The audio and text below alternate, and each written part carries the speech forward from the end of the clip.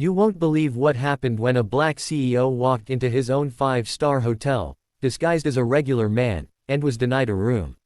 What happened just 9 minutes later left the entire staff speechless.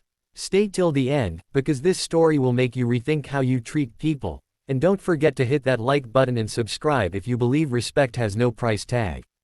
It was a chilly evening in downtown Chicago. The sky was painted in deep gray as rain began to drizzle over the glowing skyline. A tall, middle-aged man in a simple gray hoodie and worn-out jeans walked toward one of the city's most luxurious hotels, the Royal Crest, known for its elegance and its diverse workforce. No one would have guessed that the man walking through those golden revolving doors was Mr. Elijah Carter, the billionaire CEO and founder of the entire hotel chain. He had decided to visit one of his branches unannounced, dressed as an ordinary traveler. He wanted to see how his staff truly treated guests when no cameras or name tags reminded them who was boss. Elijah approached the reception desk, his suitcase rolling behind him, water dripping from his jacket. The lobby sparkled with chandeliers, guests sipping champagne, and smooth jazz floating through the air. But the warmth of the place ended the moment the receptionist saw him. "Good evening," Elijah said kindly, giving a small smile. "I'd like a room for the night, please." The young woman behind the counter, Clara, didn't even look up from her computer. Her expression hardened the moment she saw his clothes and his dark skin. "Sir, I'm afraid we're fully booked," she said flatly, glancing past him toward another guest in a suit. Elijah frowned slightly. "Fully booked? But your website says you have several rooms available." Clara sighed impatiently. "Sir, I just told you, we're full. Perhaps try somewhere more in your price range." Her voice carried a faint sneer, one that made a nearby couple turn and glance in pity. Before Elijah could respond, another employee, a young bellboy named Marcus, hurried over.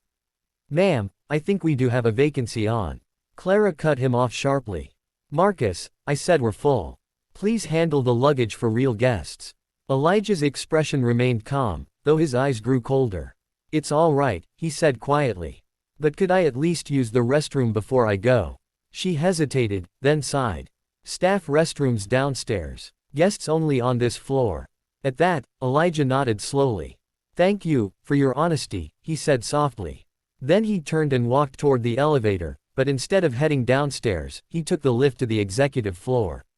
Within minutes, the entire management team received a call from headquarters. A special guest had arrived. Confused and nervous, the general manager, Mr. Harlan, rushed to the elevator to greet whoever it was. When the doors opened, he froze. There stood Elijah Carter, but this time, his hood was down, his posture commanding, his presence unmistakable. "Elijah Carter," Harlan stammered. "Sir, we didn't know you were visiting today." Elijah's voice was calm but carried authority that silenced the lobby. "Apparently, your staff didn't know how to treat anyone visiting today." Every eye in the lobby turned toward him as he walked back to the front desk. Clara's face drained of color when she saw him standing there, flanked by her boss and several managers. Elijah placed both hands on the counter. "Miss Clara," he began evenly, "you told me you were fully booked. That there was no room available for someone like me. Do you stand by that?" Her voice trembled. "Yes, sir, I didn't realize who you were." "That's the problem," Elijah interrupted. "You shouldn't have to realize who someone is to treat them with respect." The lobby had gone silent, all attention fixed on him. Even the soft music had faded into the background. "I started this hotel," Elijah continued, "to give opportunities, to build a place where everyone, from guests to janitors, is treated with dignity. But today, I saw what happens when kindness becomes selective." He turned to the general manager. "Harlan, gather the entire staff in the conference room. Now." 9 minutes later, every employee stood in tense silence as Elijah addressed them. Clara kept her eyes down, trembling. Marcus, the bellboy, stood quietly in the back. Elijah began, "A hotel can have chandeliers, marble floors, and golden doors, but without compassion, it's worth nothing. I came here today to see how you treat people, not titles. And what I found," he paused, letting the weight of his words hang, "is unacceptable." He then turned toward Clara and a few others who had followed her example earlier that day. "Effective immediately, you're relieved of your duties." Discrimination, arrogance, and disrespect have no place under my name." A gasp went through the room. Clara broke into tears. "Sir, please. I didn't mean to." But Elijah simply shook his head. "You didn't need to mean it. You needed to know better." He looked around the room. "But there's one person who did show heart." He pointed to Marcus. "This young man tried to help when no one else would. Marcus, from today, you're being promoted to front desk manager. Let this be a lesson. Kindness will always open doors arrogance tries to close." Marcus's eyes widened, tears filling them as the room erupted in soft applause. Elijah smiled faintly and added, "Every one of you should remember, you never know who's walking through your doors. It could be a billionaire, or a man just looking for a place to rest. Treat them the same, because the way you treat others defines who you are." The next day, news of the incident spread across social media.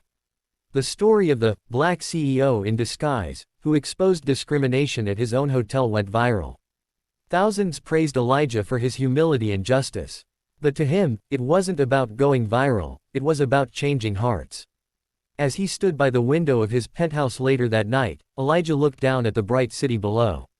"Maybe now," he said softly to himself, "they'll understand that respect isn't earned by power, it's given by humanity." He took a deep breath and smiled. And that's the kind of empire I'll keep building. If this story touched your heart, hit that like button and subscribe for more real-life stories that remind us, true wealth isn't in money, it's in how we treat people. Heart.